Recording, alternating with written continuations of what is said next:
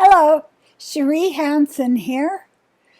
Today, when I was mulling and cogitating, drifting across the surface of my ocean and assessing what's going on, what's happening, where are you, I came across the very important concept of observing. Observing, to take note, to remark, to spot, to detect, to discover, to distinguish, to espy, to describe, to behold, to note. And I was thinking about how many decades it had taken me to get to a place where I could observe myself. And what I mean by this is not criticize myself or be in a place where I'm judging myself, where I'm harshing my vibe, that thing that you do when you're 20 or 30 and some people into 40 or 50, which is to just pay attention enough so that you can stay alive, so that you can feel that you're valuable, so that you can be in a place of action, of battle. You watch your actions, watch your activities as if you were in a battle for your existence. And the circumstances set that up. As a single mother of two small children, I, of course, was in a mindset of survival. My point of view at that time was that I had few options. And that was true for that time. And it was also true for who I was at that time. And slowly, as I walked along the path of growth, I came to understand that I had far more control of the world I was living in that I understood. My mother, my father could not show me, could not teach me, could not dispense wisdom to me about being in a place of peace or acceptance or being focused on my own growth, being focused on what my three aspects of myself needed. What does the body need? What does the body need now? I would never have sat down and had an interview with my body and said, "What's going on, body? What is the emotion that you are holding right now?" I didn't have the wisdom to understand that physical symptoms were just a way of the body talking to me. Like, why don't you slow the hell down? You're just beating the crap out of me. If I could have heard my body say that, it would have short-circuited cancer, rheumatoid arthritis, migraines, horrific moments of despair, of falling into the quagmire, falling into Alice's pit where everything is upside down and, the furniture is twisting and there is no sense of continuum. There is no sense of protection. There is no sense of love coming in or support. And so when we get to a place where we understand that the body needs to be, you need to have a conference, an interview with your body almost on a daily basis. Body, what are you sensing right now? What are you feeling right now? What do you need right now? And the next one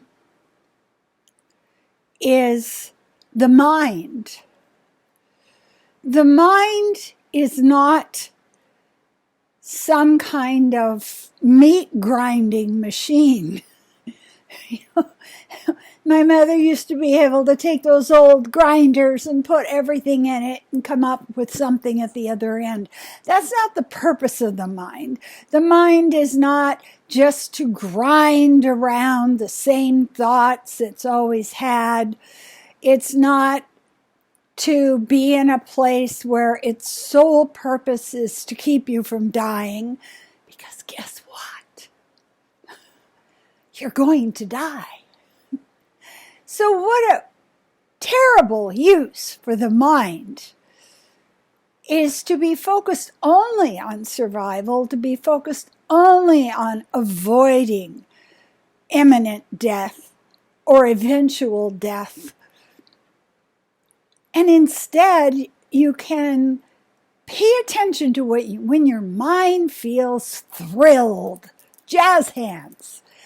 Oh, I learned something. When I saw the documentary Origin in Netflix, I learned so much about how class systems, castes, hierarchies remove our ability to empathize with other people. And as I was learning it, this is something that happens with me. I don't know, maybe some people get this with alcohol or drugs, or they get it with watching sports, or, whatever the thing is. But it lights me up when I'm learning something new, when I'm learning something that helps me connect patterns that I have observed in my life. And I can't wait to share those. So I put those things up on my social media. I'm in a place where it's just like, oh my God, I didn't know this. Let me teach it. And I'm thrilled. And what it feels like when you're thrilled is it feels like you light up. It feels like your vibration goes higher. You get excited about being alive. You find something new. And for me, one of the things that happens is I have an actual physical sensation that information is coming down into my brain. It's like the olden days when the milkman would deliver the milk and you could hear the bottles clanking outside the door as they're being delivered. And that's the kind of feeling I get when I learn something that helps me understand patterns in life. And the next one is your spirit. What does your spirit need? Your spirit needs to be in a place where it is functioning at 100%, which means, am I in a place of love right now? My neighbor sits outside on his deck talking to no one. He has invisible friends, and he's smoking and gesturing and arguing and all the rest of it. And he is my teacher. He is teaching me to not judge him, not be afraid of him. He is teaching me to make the spiritual connection to him of here's someone who is alone, who is lonely, who is creating the social interaction that he needs with his mind. And the spiritual place that you can get to that makes you feel whole and makes you feel at ease is when you look at another person and you can say, I see how they are like me.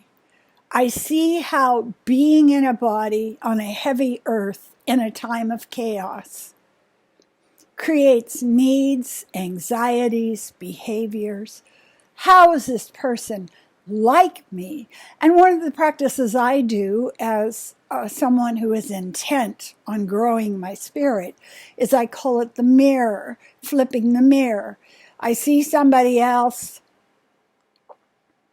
and I will immediately, instead of judging them, I will immediately ask the question, how am I like this? What are they trying to teach me about myself? And I inevitably get back into, this is something that I could work on. This is something that will help me grow up. And I talk about this all the time with the people I coach and on my social media, is the goal of becoming a full grown-ass individual and not an adolescent, not a child, not someone who is triggered and frightened and judges and hates other people. And so, with the three aspects of the self, the physical, the mental, and the spiritual, I have a practice of observing myself.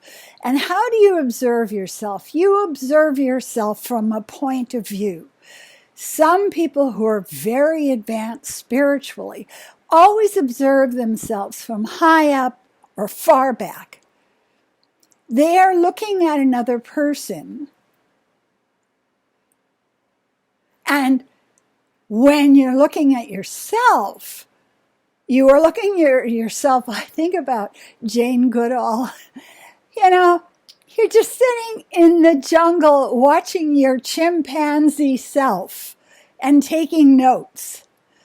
You're not personally involved. You just look and go, oh gosh, look at what that chimp is doing now.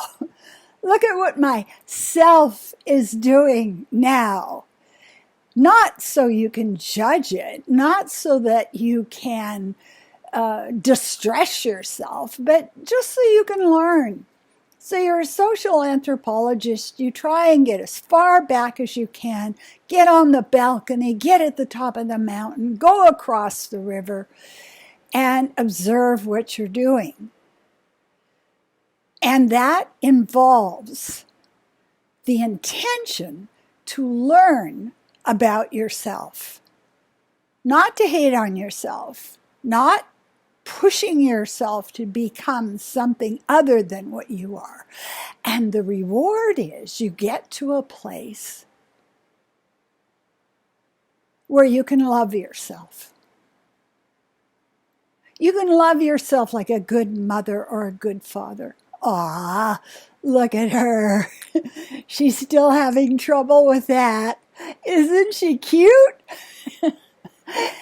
And so this is what came down today, was the whole concept of observing, stepping back, taking a breath, looking at yourself with love, observing the aspects of yourself, not so you can become perfect, but so that you can more deeply fall in love with who you are.